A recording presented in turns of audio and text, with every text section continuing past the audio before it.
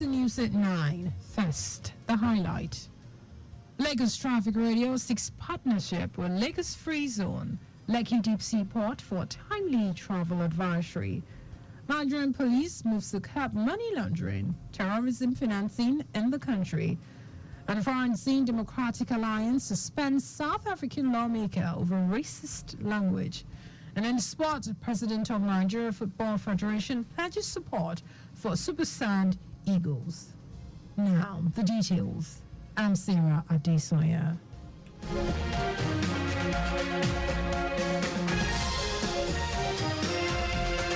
As part of efforts to expand its operations, Lagos Traffic Radio 96.1 FM has sought partnership with the Lagos Free Zone (LFZ) and the Lekki Deep Sea Port in the areas of adequate and timely travel advisory. General Manager of the station, Tayo Akole, who led a team on a working visit to LFC, explained that Lagos Traffic Radio since 2012 has been steadfast in the delivery of timely and accurate travel information and advisory to Lagos residents.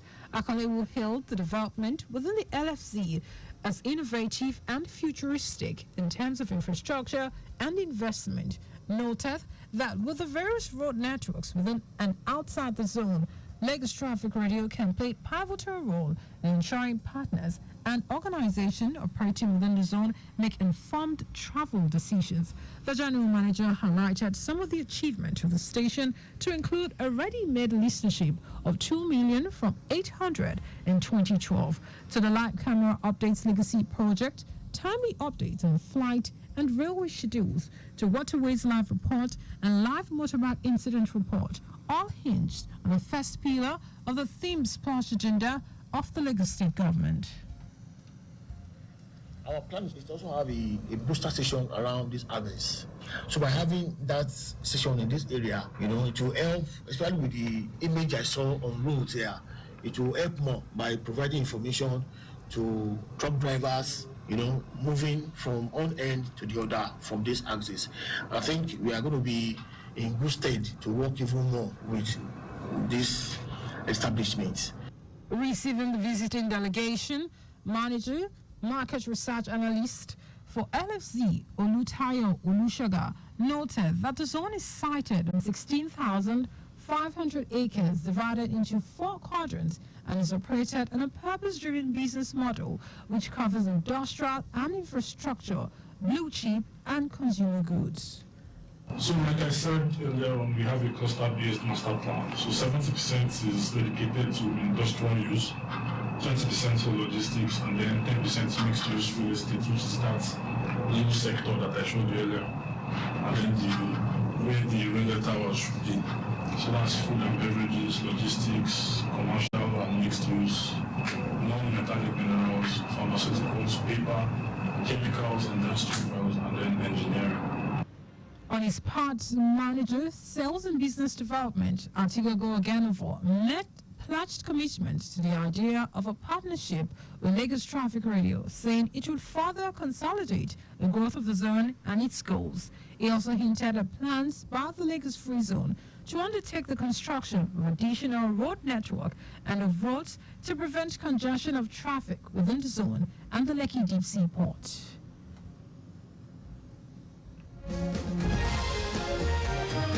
At the highlight of the working visit, the management team of Lagos Traffic Radio was taking on a tour of the warehouses, factories and residential areas within the zone and a tour of facilities within the Lekki Deep Sea Port, which can accommodate 1.2 million containers.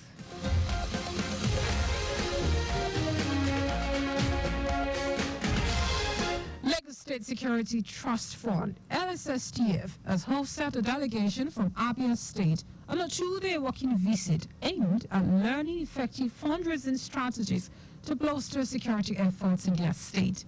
The 7-member Board of Trustees from Abia State, led by Executive Secretary Cleopatra Obani, visited the LSSTF office in Alausa, Ikeja, to understudy its successful funding models. Obani stated that the purpose of the visit is to equip the Abia State government with effective strategies for combating security issues and securing necessary resources. According to her, the visit follows the recent relaunch of the Abia State Security Trust Fund by Governor Alex Oti, a revitalization of the fund initially established in 2007 under former Governor Theodore Orji. Earlier, Executive Secretary LSSDF Abdul Razak Balogun advised the Abia team to engage various stakeholders, including business owners, entrepreneurs, and organizations, to raise funds aimed at securing lives and property within the state. Balogun noted that the LSSDF has successfully provided funds for various security agencies, including the police force, military, and marine police. Lagos State has recorded new suspected cases of cholera, with figures rising from 350 to 401, and the fertility rate increasing from 15 to 21.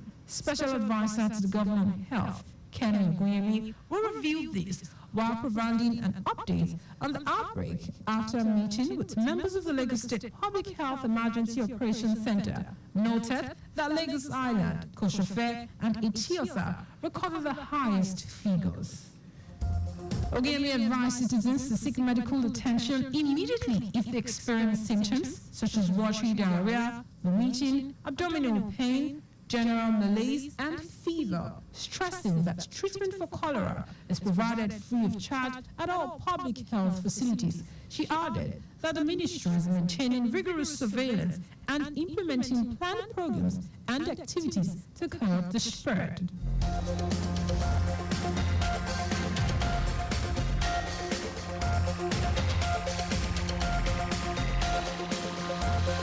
And on to the rest of the stories. The Inspector General of Police, Olukayode Betokun, says the police has partnered with the Nigerian Financial Intelligence Unit, NFIU, to stop money laundering and terrorism financing in the country. Betokun said this in Abuja at a meeting with strategic police managers consisting of officers from the rank of commissioners of police and above. It said the Nigerian police force have a crucial role to play in combating money laundering and terrorism financing in the country. Betokun said that establishment of the section will be replicated at all zonal and state commands nationwide. He noted that the unit will enhance the capacity of the force to tackle the menace as well as investigate and prosecute financial crimes and terrorism financing. The federal government has announced that it is working on establishing an electricity offences tribunal to combat electricity theft in the country. Managing Director, Nigerian Electricity Management Services Agency, NIMSA, Aliyu Tahi, said the agency is working on the establishment of the tribunal with an inbuilt appeal system for faster dispensation of electricity-related offences. Tahi noted that the agency is interfacing with the National Assembly on this.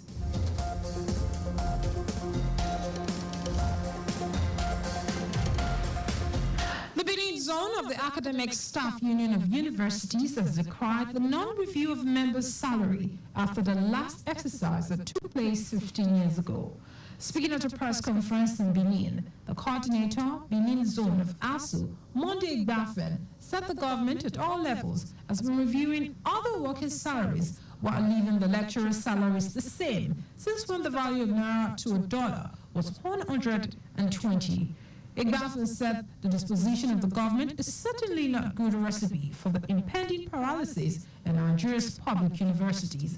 He also condemned the illegal dissolution of the Governing Council of Public Universities in the country, as well as the refusal or neglect by some state governments to constitute governing councils for their universities.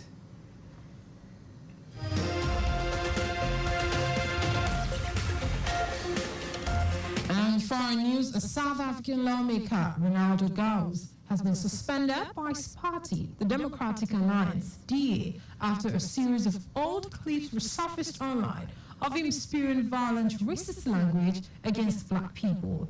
Gauss initially insinuated one of the videos was doctored and denied it, but the statement issued by the Democratic Alliance said it is genuine and not fake. And the video, Gals, who was sworn into parliament last week, uses a local slur typical reserved for black Africans repeatedly along the N-word and calls for black people to be killed. Meanwhile, South African Human Rights Commission said it will take legal action against Gals for the alleged racial utterances relating to online media posts. And in sports, President of Nigerian Football Federation, Ibrahim Gusau, said the federation is committed to ensuring that beach soccer national team, otherwise known as Super Saiyan Eagles, enjoys the same attention as other national teams when restored to international competitions. The NFF boss made the pledge at the inauguration of the federation's Futsal and Beach Soccer Subcommittee at the NFF Secretariat, Abuja. It will be recalled that the Super Saiyan Eagles brought honor to the country at various times in the past, winning the Beach Soccer Africa Cup of Nations in 2007 and 2009, winning a couple of silver medals at the same competition and also harvesting bronze medals on a couple of occasions. The team also represented Africa at the FIFA Beach Soccer World Cup on many occasions, including reaching the quarterfinals of Ravenna, Italy, 2011, before losing to Brazil over time. Just before we go, always slow down at road junctions, intersection, and pedestrian crossings. You can follow us and like all our various social media platforms. X, Traffic Radio 961. Facebook, Lagos Traffic Radio 96.1 FM. Instagram, Lagos Traffic Radio 961. Subscribe and watch our news and programs live on YouTube at Traffic Radio 961. You can also visit our website at trafficradio961.ng. Did you know that Sanwo-Olu administration upgraded 2 higher institutions to universities? You can get more details on the Lagos State Government website. To end the news, here are the highlights of the major stories. As part of efforts to expand its operations, Lagos Traffic Radio 96.1 FM has sought partnership with the Lagos Free Zone, LFZ, and the Lekki Deep Sea Port in the areas of adequate and timely travel advisory. The Inspector General of Police, Olukayode Egbetokun, said the police is partnered with the Nigerian Financial Intelligence Unit, NFIU, to curb money laundering and terrorism financing in the country. We also told you that a South African lawmaker, Ronaldo Gals, has been suspended by his party, the Democratic Alliance, DA, after a series of old clips resurfaced online of him spewing violent racist language against black people. And in sport, President of Nigeria Football Federation, Ibrahim Gusau, said the federation is committed to ensuring that the beach soccer national team, otherwise known as Super Saiyan Eagles, enjoys the same attention as other national teams when restored to international competitions. For contact with the newsroom, send a message to info@trafficradio961.ng. That is the news broadcast compiled by Zainab Adebeshin. I'm Sarah Adesanya. Thank you for listening and God bless you.